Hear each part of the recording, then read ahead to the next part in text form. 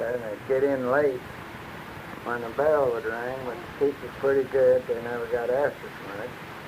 But they finally got some pretty tough teachers there that went on. In fact, there's one that gets mad, he just slobber like a mad dog. And his boys all got to kind of hating him. There's one young boy, he went home that evening before school was out.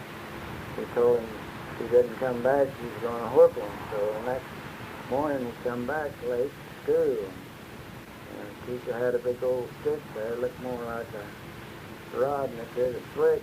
And Harvey Bullard's the boy's name. He says, "Stand up, Harvey, because you're going to get it."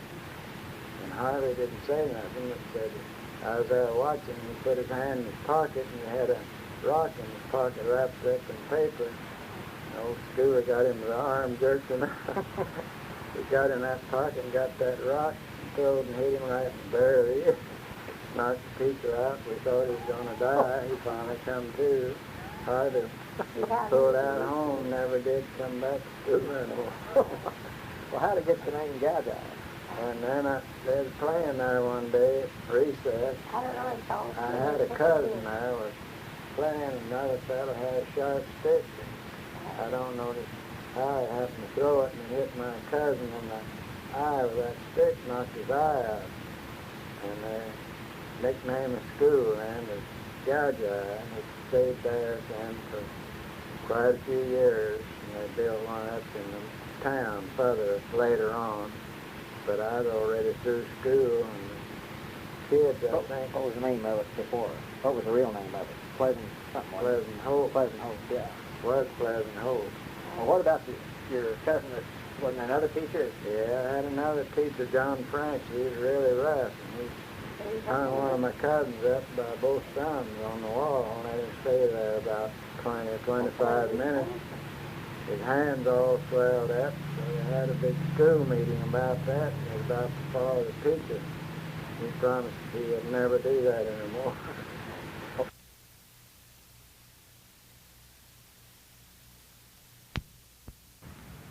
Well, these two boys and some neighbor boys, they'd had a kind of a disagreement of some kind and wasn't getting along too good.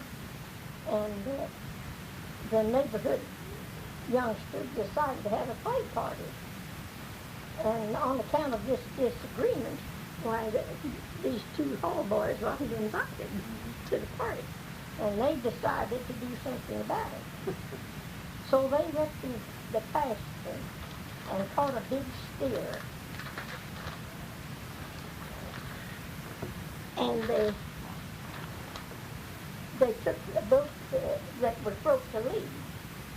They took an old sheet and tore it in two. And they placed themselves in the road now in front of this house, don't you see? And then they had rail fences and sprouts growing up in them, you know, and rock piles, and the bed started rough, you know. Well, my father-in-law got at the head of the road, you know, when the party got ready to turn out. And Brother Mitt, who got on the lower end of the road. Well, my father-in-law got this steer and held it up there, you know, and he tied this sheet on his tail. Well, when the party broke up, here the crowd come, he said they're laughing and they're talking, you know, all armed up. And they waited till they got in the road good, you know, and just talking and laughing. And said, he turned the steer loose and gave him a big wart, you know. The little steer raised his tail, you know, and that sheet scared him. Here he was down. The dog, just the bell and the falling, you know, and having fits. The young people just scattered. They run to the fences, you know, and climbed up on the fence, and some of them would pull a rail off and fall back. And they're just screaming and crying, you know. Well, the steer went on down the road, you know, and they all got back in the road, you know, armed up again, talking and laughing. And Brother Mitt was down at the other end, and he turned those steer back. Sent it back up the road again. Here he comes with that big white flag and waving in there. And the old steer was scared. Yeah. You know himself. That made it all the funnier. And they said, and then the next time that the young people had a party, he and Brother Mitt were the first ones invited. I was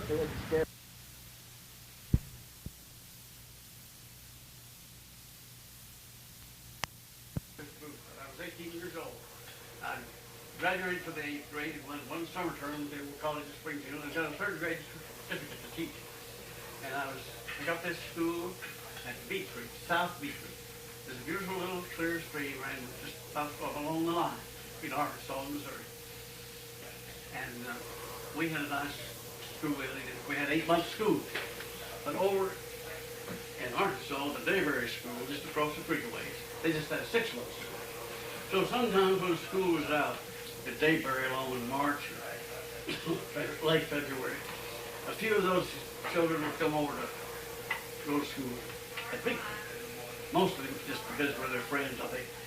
Well, the farmers would cut a football. One and a couple wash it out, and they'd cut another and drag it in. So I looked across along March, looked across, and there was 3 little boys over that football. Had their little dinner pails. You know, the old syrup buckets they carry with sort of hole in the lid. Well, 3 little boys came across that football. Came up on the ground. I rang the bell for books, and they came in and took their seats. So the teacher started going, we had a big register. We had to write the child's name and age and grade and the parent's name. And so they all settled down in their seats. And I got the register and went to the first boy and I said, "What's your name?" He said, "Garland Jones." I said, "How old are you, Garland?" He was 12 years old. "What grade?" I think he's 5th grade. I wrote it all down and I went to the next boy and he was Faisal. And he was about 10 years old, 3rd grade. Then I went to the 3rd boy, youngest, and he was big, he was fat, just filled the whole seat. And he was almost albino and hair as white as could be. And he had a voice like a man, and I didn't realize until I started talking to him. And I said, "What's your name, little boy?" I said, "Hootie Jones." I said, "How old are you, Hootie?" 5 years old. I said, "Hootie, do you know your ABCs?" "Why, hell no, I ain't been here 5 minutes."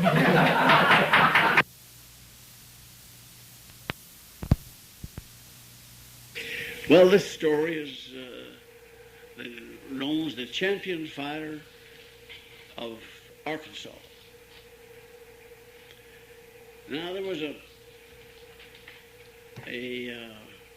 fellow over around Blue Eye in Stone County, Missouri, in the southern Ozarks, that claimed to be a champion fighter. Now, he had fought and whipped all the would-be fighters in Stone, Berry, and Taney, and all around. You know, he claimed to be the champion fighter of Missouri. Now, just across the Arkansas line, at Alpena Pass, Arkansas, there was a man who was laid claim to being the champion fighter of Arkansas. He'd whipped everybody in Boone and Carroll and all those counties around that wanted to fight, and so he proclaimed himself to be the champion fighter of Arkansas. Now, this Missouri scrapper, he learned about this champion fighter of Arkansas, and so one morning he said to his old woman, he said, "Old woman," said, "I've been hearing of this champion fighter of Arkansas, and of course I'm a champion fighter of Missouri, and I decided I'll go over there and locate him and challenge him to fight. And I'll whip him, of course, and then I'll be the champion of Missouri and Arkansas both." Well, his old woman didn't say nothing. He got on his mule and he rode off, crossed the line over the hills and hollers, and finally he came to a little cabin, and he hollered at the gate. Now, here in these hills and many other places, I suppose, you just don't walk up and knock on the door, because something might be going on there that they didn't want you to know about. Anyway, he hollered at the gate, and the woman came out, wiping her hands on her apron, and he said, "Good morning." And she said, "Good morning." And He said, I've been looking for the champion fighter of Arkansas. I thought this might be where he lived. Said, yeah, you're right. Said, here's where he lives. But he's not here. Said, he's sowing oats over there on that little mountain field across that big hollow. Now, I said, you go down that trail there and up the hill. Said, you could probably hear him cussing before you get there. Well, he turned his mule about and he rode down across the hills, across the hollows and up there. And he came to a rail fence around a patch of ground on top of the hill. And he looked across the field, and the largest man he ever saw in his life was sowing oats. Now, he was in broadcasting grain in the old days. Of course, they had a sack around their shoulders to sow out of. Well, he was heavy enough, big enough, and he had a bed tick, sowing oats out of that bed tick, broadcasting. And he had a harrow attached to each ankle. Now, they usually pull a harrow by the team with a team of horses. All right, now our Arkansas champion, he was going across the field. He had one of these big old harrows attached to each ankle, dragging in these oats as he sowed them. He got to the end of the field, and he turned around and came back up to where this Missouri champion was sitting on his mule. And the Missouri champion said, "Good morning, sir." And the Arkansas champion said, "Good morning." The Missourian said, "I've been hearing that you was the champion fighter of Arkansas." And the Arkansas said, "You heard rightly." He said, "Well, sir, I just read over here this morning to tell you that you was also the champion of Missouri." That's a good, right on the ground.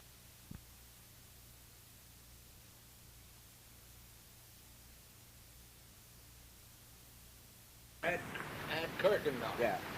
Ad was a great big 6'6" guy, and he guided the race all the time. And he was sick. This is the story of Doc Henson.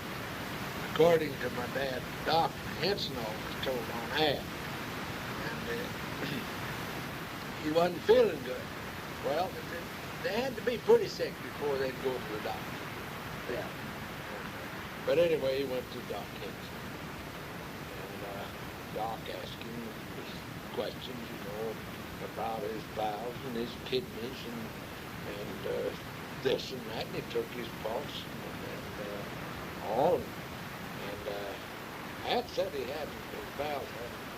He didn't know when he had a BM, But anyway, Doc gave him some medicine, and he told Elsie, his wife, to kind of check on this, see how this medicine worked. So he didn't see Ad for about a week.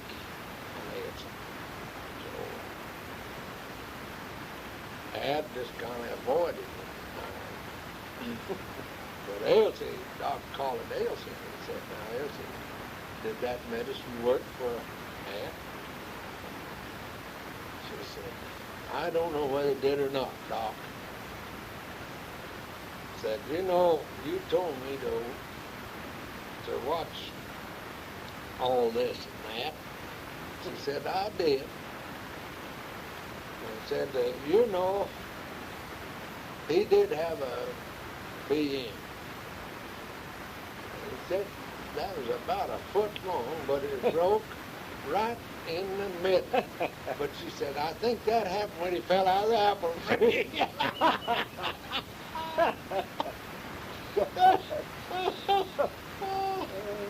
Oh, that's a story, though. That's an old story. Yeah, It's told out there for 100 years, of course. And everybody enjoyed it. But and everybody, if you hear about people falling out of an apple tree, and if they're from down there and heard that story, they'll all laugh, of course.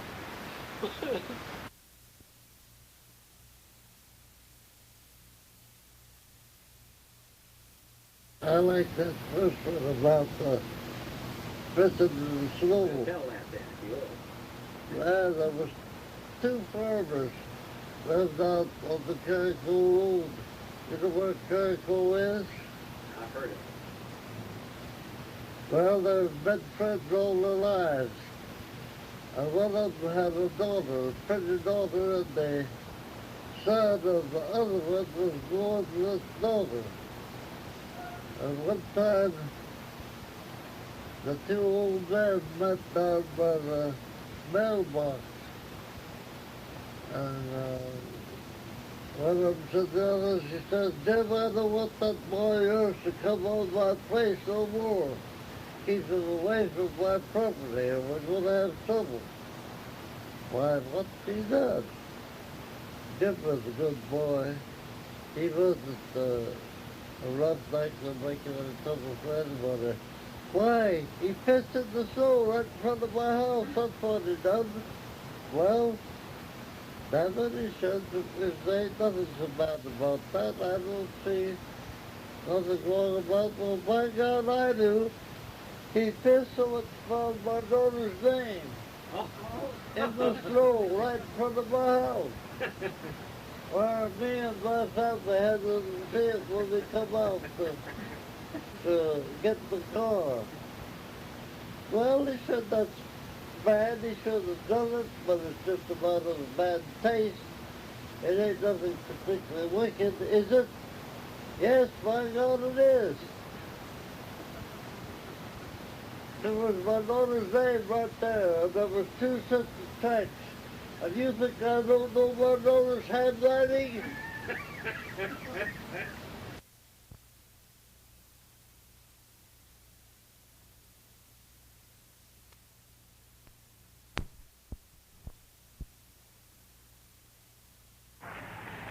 Would you mind if he records me right here? Oh, no, go ahead. What, Bob? No, ma'am. You know, Yeah, what it's is ready it? to go. Not Babes in the Woods? Babes in the Woods, yeah. Let me see if I can think of this. You want to just hold this yourself, or? Well, I'll hold it here, okay. I'll keep it going every. All right. Oh, don't you remember 'twas a long time ago, there were three little... There I go. That's all right. Got one, no? That's Well, let's back it. That's all right. Oh, don't you remember 'twas a long time ago, there were two little babes and their names I don't know. They were walking along one long summer day, got lost in the woods, I've heard people say. Now when it was night, so sad was their plight, the moon was not shining and the stars gave no light. They cried and sighed, bitterly cried, then the poor little babes just laid down and died. Then while it was morning, a little robin so red brought strawberry leaves and all over them spread, and sang them a song the whole summer long. Poor babes in the woods, they had never done wrong. Thank you very much, Miss You're Bill. quite Thank you very welcome. much. I'll go back and...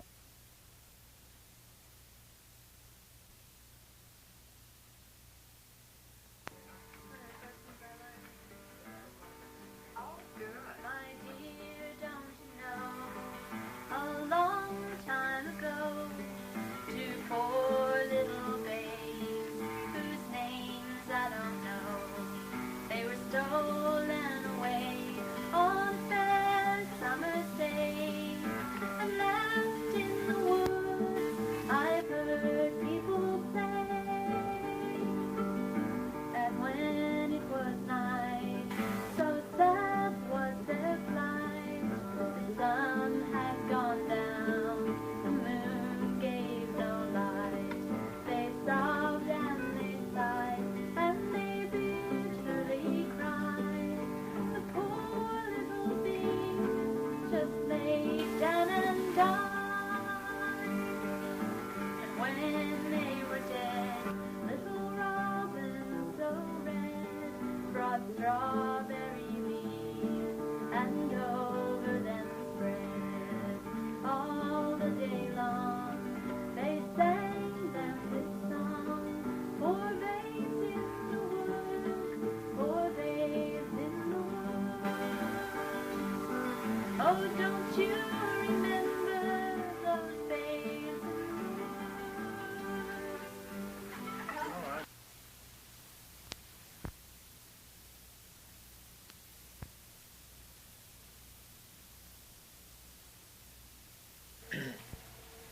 Well,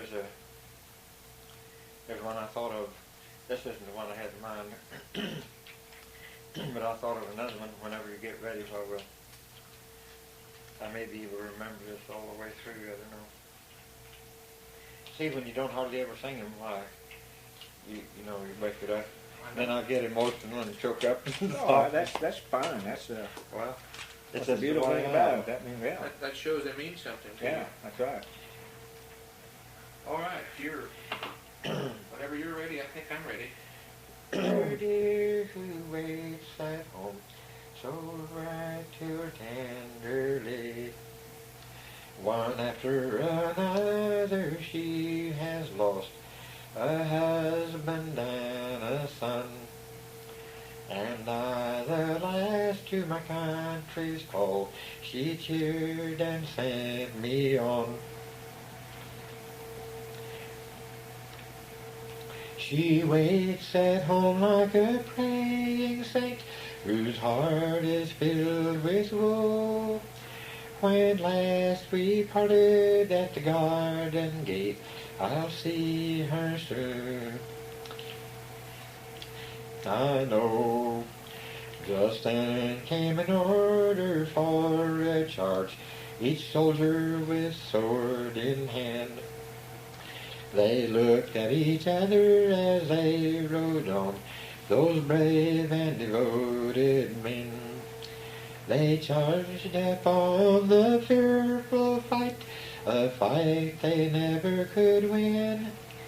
And those who rode through death had spared, rode safely back again. But among the dead and the dying there was the boy with the curly hair, and the tall dark man who rode by his side lay dead beside him there. No one to tell the blue-eyed girl the words her lover had said, and the mother dear who waits at home must learn that her son is dead. Yeah, that's a sad one. Yeah. That's a sad one. Yeah. Oh, I bet there's been many shed when that's been sung. Yeah.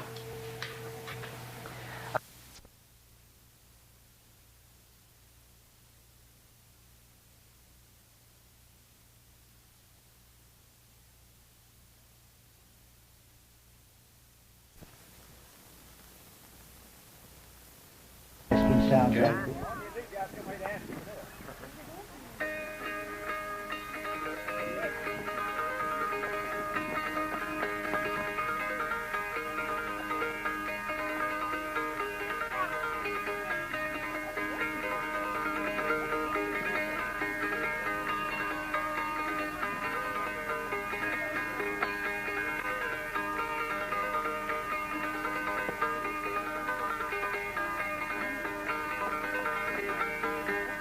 Jesse James was a man and a friend to the poor, and he never let a man suffer pain. Well, he stole from the rich and he gave to the poor. He had heart and a hand and a brain. Oh, Jesse had a wife, 2 more for his life, 3 children, they were brave. Well, that dirty little coward that shot Mr. Howard and laid Jesse James in his grave.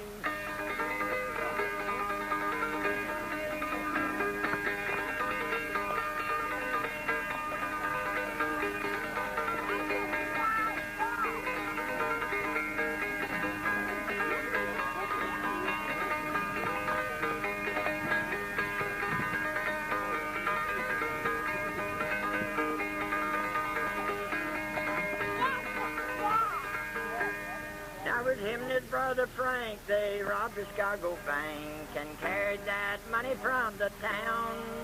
It was in that very place where they had a little race when he shot Cap Sheriff to the ground. Oh, Jesse had a wife, 2 more for his life, 3 children, they were brave. Well, that dirty little coward that shot Mr. Howard and laid Jesse James in his grave.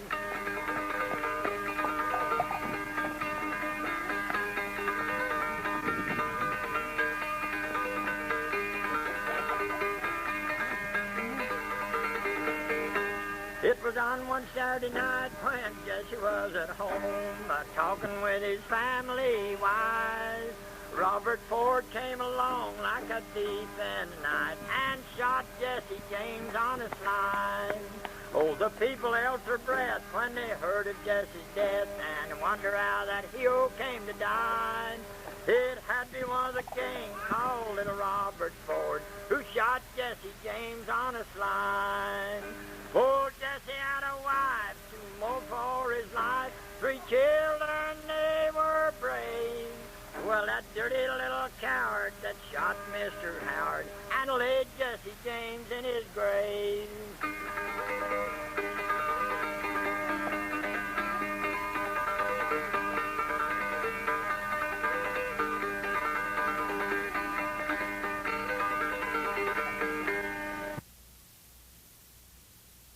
Get him a feather. Right there's 4, looks like. Don't get him yours now. This may be yours here. It ain't mine, I know that. I know it isn't. When you bend it up and break it, I was already done every that. time I I didn't get do a that. nice little feather. I didn't do that. That's right. I'd hide me some good ones somewhere. Or you got to find in ones. Like that. Didn't like the one I was using there. Every time I get a nice one, he says, No, I don't. yes, you do. You just think that. Sure you do. You don't want this one? I want that one, but I'm supposed to be very good. That's a club. Well, that's what I tell you. You just use those clubs. That was out of the right wing of a turkey and don't want in. This is my feather. You use Here, it. put that back over there. Turkey season's coming in. We'll get some more. Yeah. What do you want your turkey feather to be like? You don't want one out of the right wing of a turkey. See, the right wing curves wrong. They're carved that This is way. the right wing. Now, one I'm planning to mow my other Del s'mores, there's one out of the left wing of a wild turkey that Ronald Reagan missed when he went to turkey hunting. When you hold it.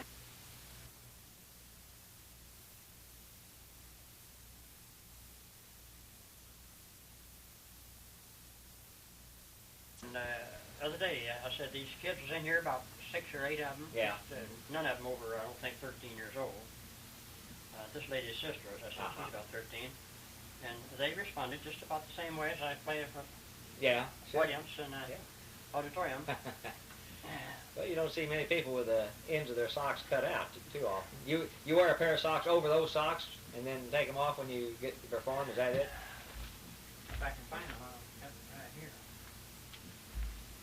I don't want to wear a pair of shoes without any socks. No. And I don't want to wear them like that. Yeah. They kind of stick to the bottom of the Oh, I foot. see. You've got You know, some end pieces. tack So you see, when I get up on my seat here, and I pull my shoes off, drop them on the floor, what have you, and then of course you see if you're them sitting back there, say 30, 40 feet, Yeah. at the first, Well, yeah, you first couldn't- row. Yeah. And I take my shoes off and Then just pull the ends off. they go, Yeah. they don't ha-ha, you know, just No, all the, polite. just kind of just, Yeah. just a slight roar, just, it's funny that, just a plain old soap dish. Yeah. When I was thinking about doing this, I thought, now what am I going to use as a bar? You can't take a regular bar and You hold can it. use a steely on the thing. I thought, what in the world am I going to use for a bar? I went out to Walmart and began looking I see around. what you've done now, yeah. And I got in the Appliance, yeah. department where they got mirrors Yeah. and bathroom, kitchen Uh-huh. things. And I come along and seen that. That's got a line on it. I believe I can use it. And I drilled those holes in there to give the bottom a foot air. Yeah. I have got up here and played for 50 minutes or an hour Yeah. and never get off of it. Of course, I don't on stage, maybe 10 or 15 Yeah. minutes. Oh, yeah.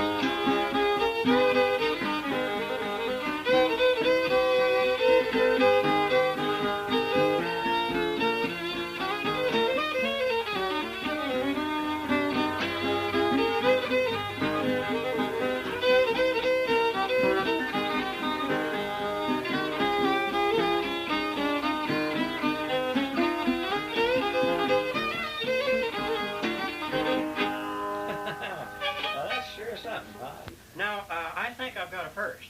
You say you went to Philadelphia. What did you play? Where did you go? I don't make Douglas show, and I haven't seen the show yet. It was released a year ago, May the 2nd. I haven't seen it. Well, that gripes me. well, yeah. Be on a show and then you can't see the thing. I don't have cable TV, and it's a syndicated thing. Oh, yeah. It's here and it's there, and you don't know when it's going to be here or when it's going to be there. Right. But I know